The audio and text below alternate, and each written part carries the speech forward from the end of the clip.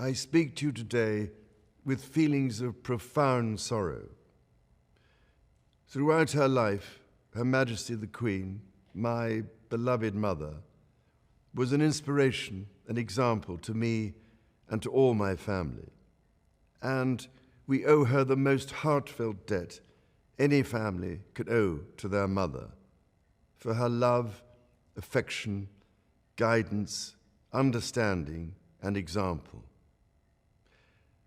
Queen Elizabeth was a life well lived, a promise with destiny kept, and she is mourned most deeply in her passing.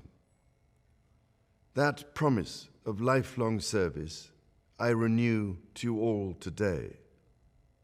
Alongside the personal grief that all my family are feeling, we also share with so many of you in the United Kingdom, in all the countries where the Queen was head of state, in the Commonwealth and across the world, a deep sense of gratitude for the more than 70 years in which my mother, as Queen, served the people of so many nations. In 1947, on her 21st birthday, she pledged in a broadcast from Cape Town to the Commonwealth to devote her life, whether it be short or long, to the service of her peoples. That was more than a promise. It was a profound personal commitment which defined her whole life. She made sacrifices for duty. Her dedication and devotion as sovereign never wavered through times of change and progress, through times of joy and celebration, and through times of sadness and loss. In her life of service, we saw that abiding love of tradition, together with that fearless embrace of progress, which makes us great as nations. The affection, admiration, and respect she inspired became the hallmark of her reign.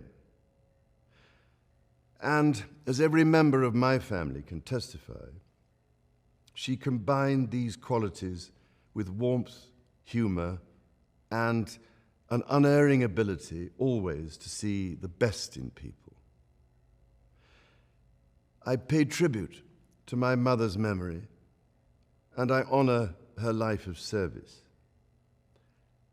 I know that her death brings great sadness to so many of you, and I share that sense of loss beyond measure with you all.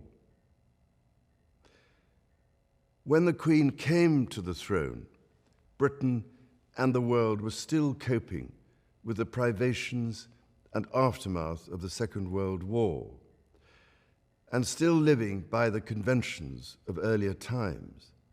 In the course of the last 70 years, we have seen our society become one of many cultures and many faiths. The institutions of the state have changed in turn.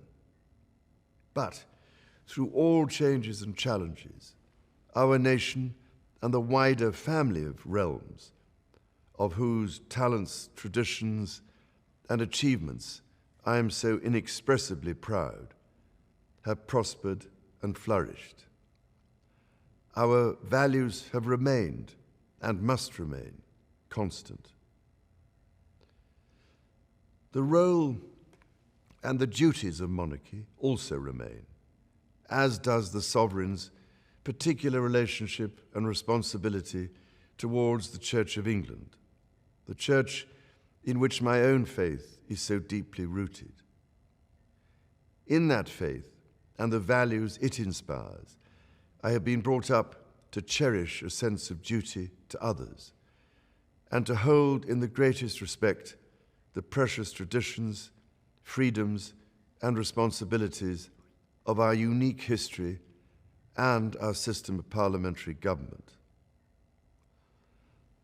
As the Queen herself did with such unswerving devotion, I too now solemnly pledge myself throughout the remaining time God grants me, to uphold the constitutional principles at the heart of our nation.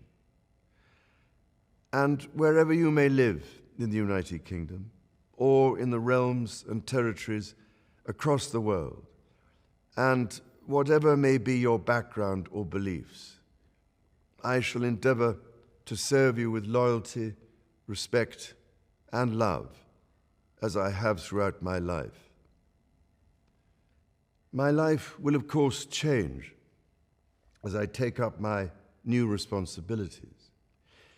It will no longer be possible for me to give so much of my time and energies to the charities and issues for which I care so deeply. But I know this important work will go on in the trusted hands of others. This is also a time of change for my family. I count on the loving help of my darling wife, Camilla. In recognition of her own loyal public service since our marriage 17 years ago, she becomes my Queen Consort.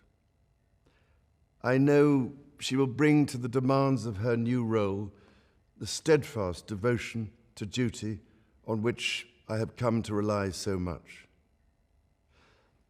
As my heir, William now assumes the Scottish titles which have meant so much to me. He succeeds me as Duke of Cornwall and takes on the responsibilities for the Duchy of Cornwall, which I have undertaken for more than 5 decades. Today, I am proud to create him Prince of Wales, Tywysog Cymru, the country whose title I've been so greatly privileged to bear during so much of my life and duty. With Catherine beside him, our new Prince and Princess of Wales will, I know, continue to inspire and lead our national conversations, helping to bring the marginal to the centre ground, where vital help can be given. I want also to express my love for Harry and Meghan as they continue to build their lives overseas. In a little over a week's time, we will come together as a nation, as a Commonwealth, and indeed a global community, to lay my beloved mother to rest. In our sorrow, let us remember and draw strength from the light of her example. On behalf of all my family, I can only offer the most sincere and heartfelt thanks for your condolences and support. They mean more to me than I can ever possibly express.